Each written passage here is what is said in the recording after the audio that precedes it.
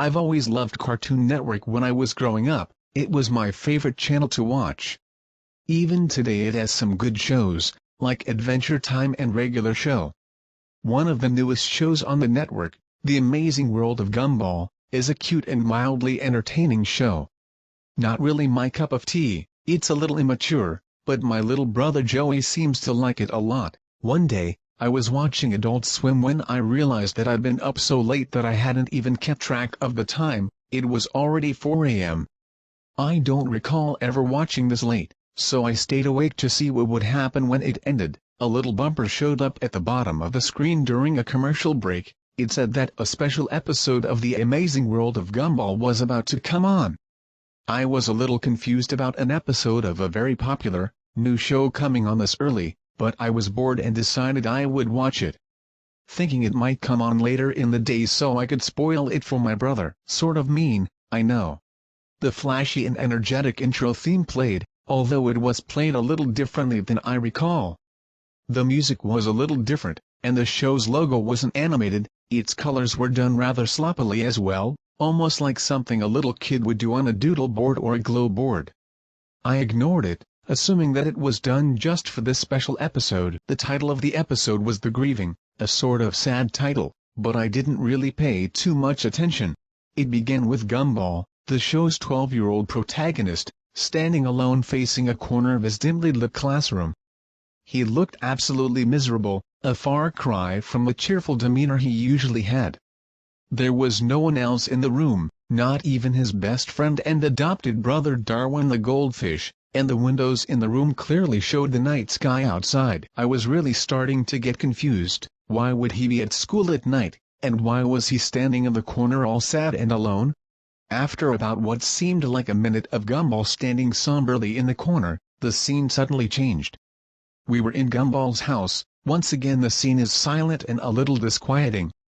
Richard, Gumball's enormous rabbit father, walks in from the kitchen. He looked even more miserable than Gumball had in the previous scene, though it couldn't have been, aside from the opening theme, which was still different from the final shows. The episode had been much quieter than it usually was, only subtle sounds and very little music, and the animation was not anything to write home about either. It was done a bit like an amateur flash on Newgrounds. The character designs were somewhat sloppy and rushed looking, and the real-life backgrounds used for the show looked different. As confused and somewhat frightened as I was, for some reason, I kept watching it. Poor Richard was still sobbing on the sofa, as the front door opened suddenly, making me jump a bit at such a loud noise, and Gumball's mother Nicole, a blue cat like him, stepped in. Like Richard, she wasn't wearing her usual outfit. For some reason, she was in a black dress and was wearing a pretty black hat to match. Nicole sat down on the couch to comfort her husband, although she was looking a bit saddened herself. By this point Richard's crying had begun to get more pained and miserable sounding. This wasn't the normal cartoon crying on the show. This was realistic and almost depressing crying. I almost felt like sobbing myself. Finally, after what seemed like hours, the sad scene at their home ended, as it shifted back to the school. We weren't in Gumball's classroom this time, we were in Principal Brown's office. Nicole and Richard were there, in their usual clothes, looking more normal and happy than they had before, but still slightly worried. Principal Brown, however, looked extremely sad. He quietly and somberly informed them that their children, Anna and Darwin, were not present after lunch earlier that day. They hadn't been seen at all the rest of the day. Nicole was instantly furious at him. She began spouting various insults and calls at him that I don't think would have made it on a more mature program like Regular Show. I was laughing at this, because it seemed sort of funny for Nicole to flip out on this manner and start swearing like a sailor in a G-rated cartoon, but my outlook soon changed when Principal Brown told her something else after she finally had quieted down. His eyes began to tear up as he informed them that they eventually were found, but they had not been found alive. He then went into graphic and nearly nauseating detail describing how their bodies were found, their parents sitting in utter shock. I could hardly believe what was happening. How could such a cheery and fun kids show be taking such a dark and twisted turn? I was considering turning the television off, but I was too scared to be left in the dark by now, nearly frozen by fear and disturbed intensely at the terrible things that he was saying. Another flashback, the scene was earlier that day, and the animation in the scene was even worse than earlier. I don't remember it very clearly, but I think he began his recollection by saying that the school had called the police department when they first turned up missing, believing that the kids had simply ran off and decided to skip school. They said it was very uncharacteristic of both Darwin and Anae to go skipping school like delinquent. Darwin was a little naive and a bit itsy, but he was a good kid and wouldn't have even dreamed of doing something like that, and Anae was even less likely to run away. She was a straight A student, despite being only 4, which also troubled the police, seeing as a defenseless 4-year-old little girl was missing as well as an older boy. The school had been thoroughly checked, so the police started to search the heavily wooded area outside of the school. It took little time for the police to discover the horrifying fate of Anae. In a small clearing outside of the school, Anae's head was found in a small box. You likely would have expected something like that to be shown in the show's cutesy art style, but it was nothing like that at all. Realistic blood covered the box, inside and out, while Anae's head was done in the normal style, but was drenched in blood and some other fluids, not all of them hers apparently. There was a note on the box, seemingly written in her blood. It was never stated during the episode what exactly was written on the note, but it apparently led to the rest of her remains in Darwin's heavily mutilated corpse. What I remember most about the scene was how out of place it seemed. All the blood and gore from Darwin and Anae's slaughtered and dismembered remains was done in a very realistic and disturbing way. It looked like the scene had been taken from a crime scene photograph done by a professional, not something from a cartoon. The way the scene was animated was different from most of the show as well. You may know that the characters from the series are done in vastly differing animation styles, from flash animation to CGI, and I think that there's even a character done by someone putting their chin upside down to make a face. This particular scene wasn't like anything I had ever seen on the show before. Every little detail on Darwin's face was clearly illustrated. He looked a little like a zombie, his face was very pale and his eyes had been gouged out by someone. Anae fared no better, or what was left of her anyway. She was naked and her stomach had been slit open, her intestines were strewn around the trees and bushes in the woods, done once again in a very morbid and realistic style. I was feeling very ill by the time this incredibly disturbing flashback had come to an end, so I quickly ran to the bathroom to vomit. I was feeling better after upshucking, so I had realized that I had good timing and had ran to the bathroom during a commercial. It was then I noticed that the show had been running twice as long. It usually ran for 11 minutes, but this episode was running for about 30. By then I was wondering if there was any information on the Grieving on IMDb or something, so while the commercials were still playing I looked up some information about this episode on Google. Nothing came up, no information remotely similar to the plot or name of this episode existed anywhere. Now incredibly scared and wondering if anyone else was watching, I quickly dialed my brother Larry and asked him to turn on Cartoon Network and see if he was seeing the same shit that I was. He was pretty mad that I woke him up at this hour, but he's a nice guy and told me he would see for me. I thanked him and stayed on the line as the show came back from commercial break. The scene had thankfully panned away from the horrific sight of the children mutilated and was back to the principal's office. I asked Larry if he saw some cartoon animals talking or crying, since that was what they were doing on my TV. To my surprise, he said that he saw nothing like that. Instead it was a rerun of an old Looney Tunes short. In utter shock, I dropped the phone and ran over to the TV to turn it off, and as hard as I pressed the buttons it would not shut off at all. I tried every single button and none of them did a thing. I tried unplugging the whole thing as well, but nothing worked. The TV stayed on. Larry had hung up, assuming that I was playing a joke or something, I guess, and I was alone once again.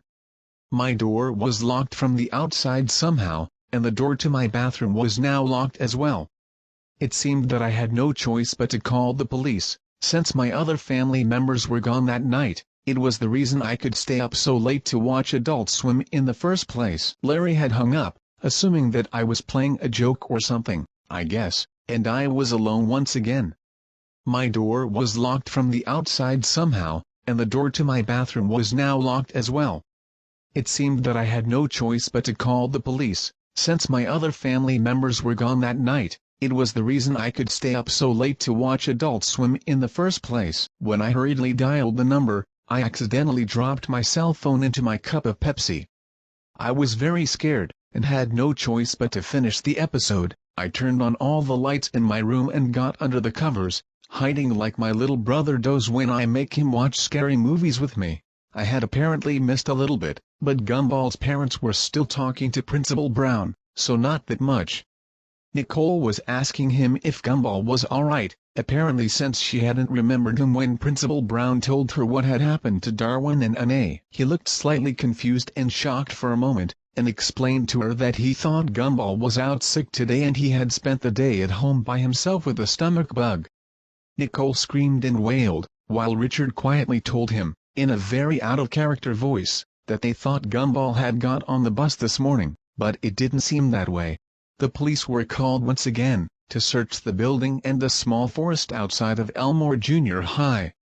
They had found him in Miss Simeon's classroom, hanging by a noose, with a blood-covered knife behind him and blood covering his clothing. The episode ended with a shot of Gumball's dead body hanging there in the corner fading to black. The credits rolled silently, not like the usual way Cartoon Network annoyingly airs a promo that squishes half the screen. These credits rolled unusually slow and they weren't that fun to watch either, a little creepy, just plain white text scrolling on a black background. I only recognized Ben Bachlet's name, as he was the creator of the show, the rest were people I've never heard of. The copyright notice at the end said Copyright Cartoon Network Studios, 2001. Which was incredibly odd, seeing as the show was new for 2011. After all that was over, the screen went to static for a split second, during which some incredibly creepy and shocking video clips were shown between static intervals. I can still remember them all very clearly. The next was what seemed like a video being played very quickly, over and over, of a kitten's face being squished by a woman wearing high heels, which was strange because a so-called friend of mine sent me a picture yesterday of a cat being stepped on and killed, similar to the kitten in the video.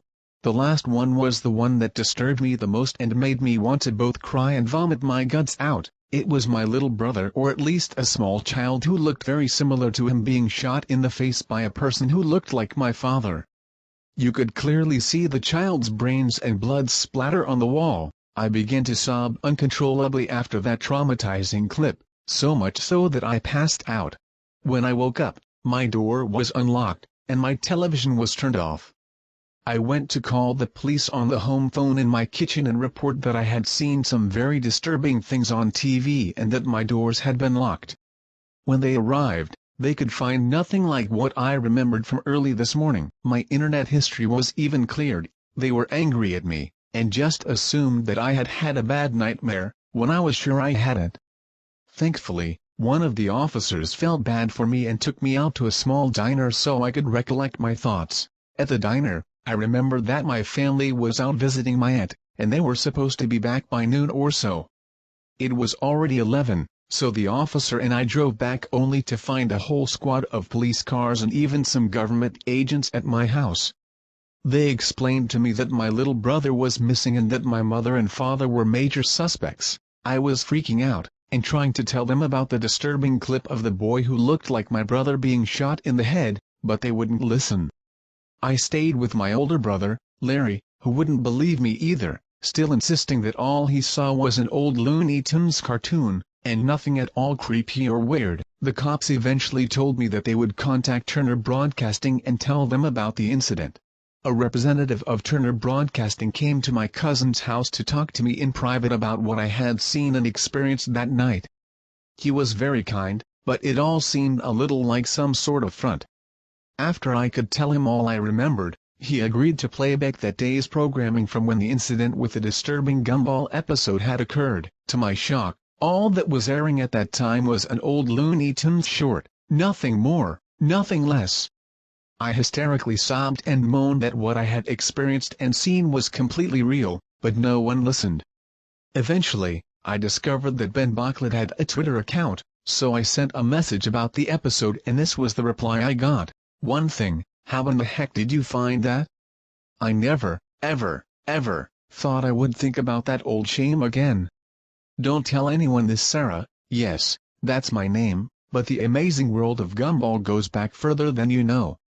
I used to have a really boring job as a teen, and I sketched little drawings of the Wattersons and friends. The episode you saw was never supposed to be seen by anyone but me and a few friends of mine.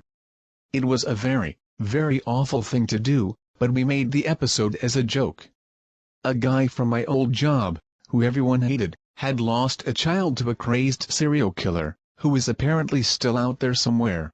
Anyway, we made it so we could make fun of how he came into work usually, crying like a fool, which is why you saw Mr. and Mrs. Watterson cry so much in the episode. I know, I am deeply sorry for what I did, which is why I tried to bury that stupid thing years ago. Literally, I went out into the countryside with my mates and dug a hole and buried it. What I don't get though, is how you describe the blood and guts and stuff. We didn't have any scene with Darwin and Ana's bodies being found. All that happens in the episode is the parents are informed of the kids being found dead and them crying like crazy. We didn't even draw anything in the episode like that, at all. We're not that sick. Now, this is my theory: the lunatic who killed the man's child found the tape we buried, watched it, and heavily edited it. Then, he hijacked the local TV station near. I blocked out the name of my city, I'm paranoid enough, and it's a small town. Somehow, and got the episode to air on your local Cartoon Network station. Now, why your brother couldn't see it, I have no idea. Why it seems you're the only one who saw it, I have no idea either. Sorry, but I just don't know. Now, for the explanation you have been waiting for, the clips at the end. I don't know. I don't. I'm deeply sorry, from the bottom of my heart, but I don't know why those clips were aired, I just don't. I am sorry, I really am, but me and my mates are just the ones who made those scenes with Richard and Nicole crying, that's it. I'm so sorry, Sarah, I'm so deeply sorry for that. Best wishes, Ben Bocklett and everyone involved with the Grieving.